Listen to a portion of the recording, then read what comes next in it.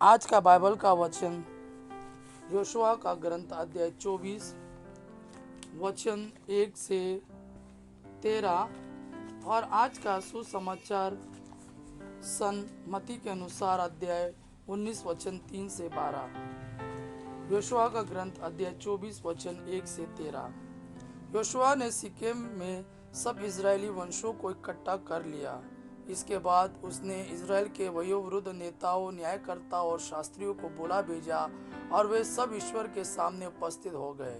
तब योशुआ ने समस्त लोगों से कहा, इजराइल का प्रभु ईश्वर यह कहता है, प्राचीन काल में तुम लोगों के पूर्वज इब्राहिम और नाहोर का पिता तेरह फरात नदी के उस पार निवास करते थे। वे अन्य देवताओं की उपासना करते थे। मैंने तुम्हारे पिता इब्राहिम को नदी के उस पार से बुलाया और सारा कनान देश घुमाया।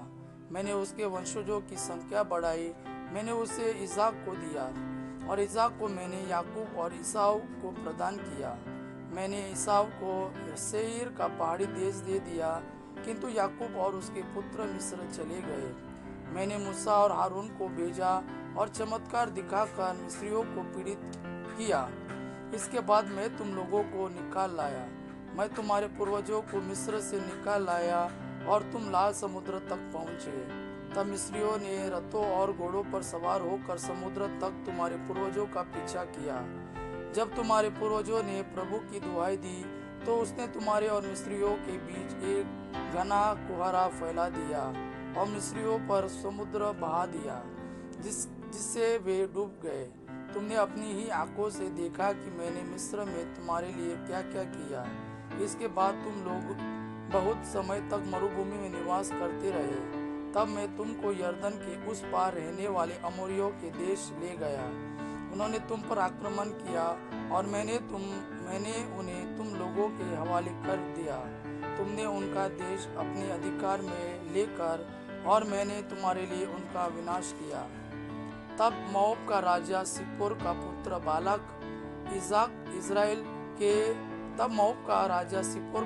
बालाक इजराइल के विरुद्ध युद्ध की तैयारी करने लगा।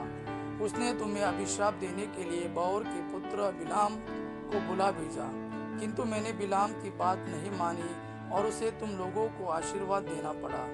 इस प्रकार मैंने तुमको बालाक के हाथ से बचाया। इसके बाद तुम लोग यर्दन पार कर यरीको आए। यरीको के नागरिकों, अमोरियों, परिज्जियों, कनानियों, हित्तियों, गिर्गाशियों, हिवियों और यबूसियों ने तुम्हारा सामना किया, किंतु मैंने उन्हें तुम लोगों के हवाले कर दिया। मैंने तुम लोगों के आगे आतंक फैला दिया और इस कारण तुम्हारी तलवार और तुम्हारे धनुष के कारण नहीं, अमोरियों के दोनों राजा तुम्हारे सामने से भाग गए। मैंने तुम्हें एक ऐसा देश दे दिया जिसके लिए तुमने परिश्रम नहीं किया, निवास के लिए ऐसे नगर दे दिए जिन्हें तुमने नहीं बनाया, और जीवन निर्वाह के लिए ऐसी दाखबारियों और जैतून के पेड़ जिन्हें तुमने नहीं लगाया। आज का सुसमाचार सन्मति के अनुसार अध्याय 19 वचन 3 से 12। फरीसी ईसा के पास आए और उनकी परीक्षा लेते हुए उन्होंने यह प्रश्न किया, क्या किसी भी कारण से अपनी पत्नी का परित्याग करना उचित है? ईसा ने उन्हें उत्तर दिया, क्या तुम लोगों ने यह नहीं पढ़ा कि सृष्टिकर्ता ने प्रारंभ से ही उन्हें नर नारी बनाया और कहा कि इस कारण पुरुष अपने माता पिता को छोड़ेगा और अपने पत्नी के साथ रहेगा और वे दोनों एक शरीर हो जाएंगे। इस तरह अब वे दो नहीं बल्कि एक शरीर है। इसलिए जिसे ईश्वर ने जोड़ा है उसे मनुष्य अलग नहीं करे। उन्होंने ईसा से कहा, तब मूसा ने पत्नी का परित्याग करते समय त्याग पत्र देने का आदेश क्यों दिया? ईसा ने वो उत्तर दिया, मूसा ने तुम्हारे हृदय की कठोरता के कारण ही तुम्हें पत्नी का परित्याग करने की अनुमति दी, किंतु प्रारंभ से ऐसा नहीं था।